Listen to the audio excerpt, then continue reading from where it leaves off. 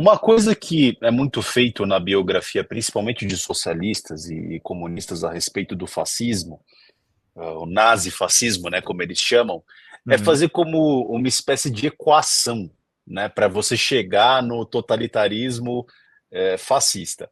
Ou seja, você tem que ter uma insatisfação popular, Uhum. um líder popular que vai e se utiliza desses movimentos, você tem que ter um alinhamento do empresariado, Uhum. e seria, na verdade, um movimento do empresariado como um domínio da sociedade, uma etapa inevitável do capitalismo, né? Você Uhum. vê muitos comunistas citando Sim. esse tipo de coisa. E quando a gente olha o paralelo da realidade, o dirigismo, tanto da sociedade alemã, na época do nazismo, quanto o dirigismo da Itália fascista, a gente Uhum. entende o seguinte: eles controlavam todos os aspectos da sociedade. E eles tinham, sim, algumas alianças com empresários.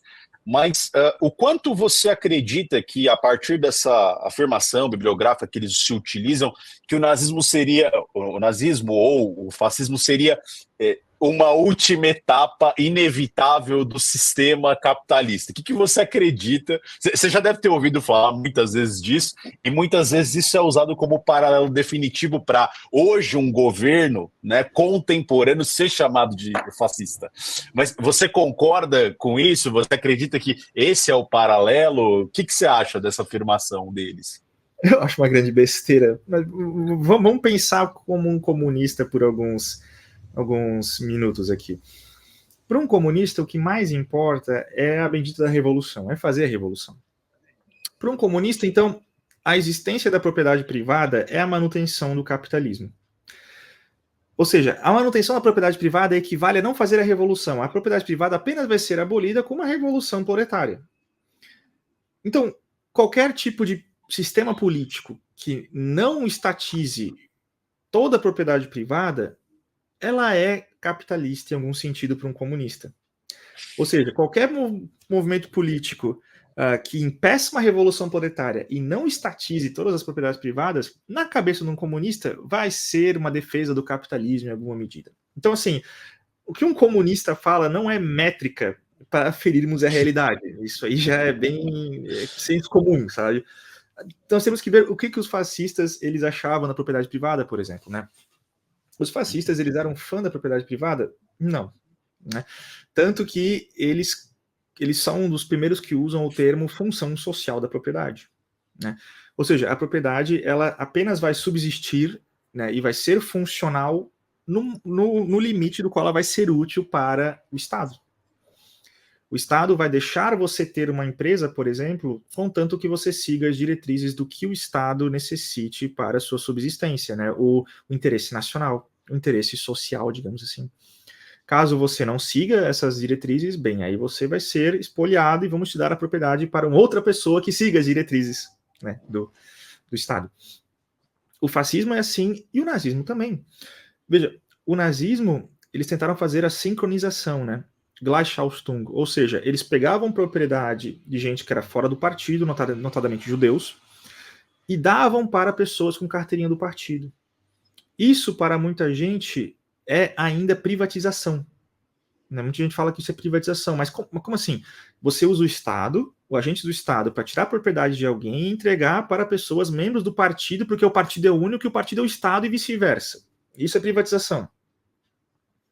Não faz sentido nenhum, na verdade.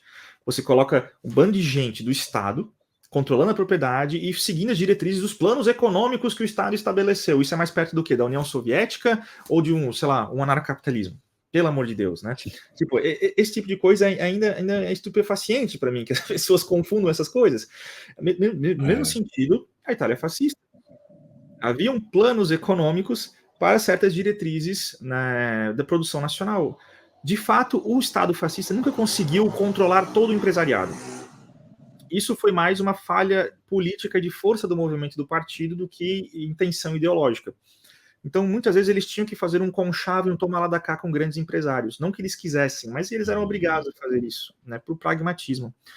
Mas nas áreas que eles conseguiram controlar, como o sistema bancário de crédito, por exemplo, como foi um dos primeiros a ser controlados por Mussolini, tanto que ele expulsou vários banqueiros do país, ele fez a supervalorização da lira e a batalha do grão, né, para brigar como uma moeda forte internacionalmente, controlando o câmbio, controlando a taxa de juros, né, tudo isso, com o TACAP do Estado mesmo.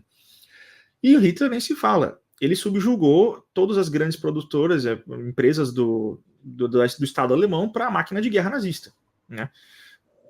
Você poderia ser o dono nominal da fábrica ainda, mas você tinha que seguir as diretrizes do plano, senão, meu caro, você está ferrado. Vão tirar a fábrica de você e dar para um cara do partido que vai seguir melhor as diretrizes. E era assim que acontecia, né? Então, assim, para um liberal que ouve uma coisa dessa, isso dá até arrepio na nuca. Isso aí nunca que vai ser defesa da propriedade privada ou do, sei lá, do capitalismo, se você considera capitalismo sinônimo com livre mercado, assim, no caso, né? Mas para um comunista isso vai ser, claro, a versão do capitalismo, propriedade privada, não sei o quê, porque nos impediu de fazer revolução. Mas assim, eu não acreditaria em comunistas, tá? Isso é fundamental.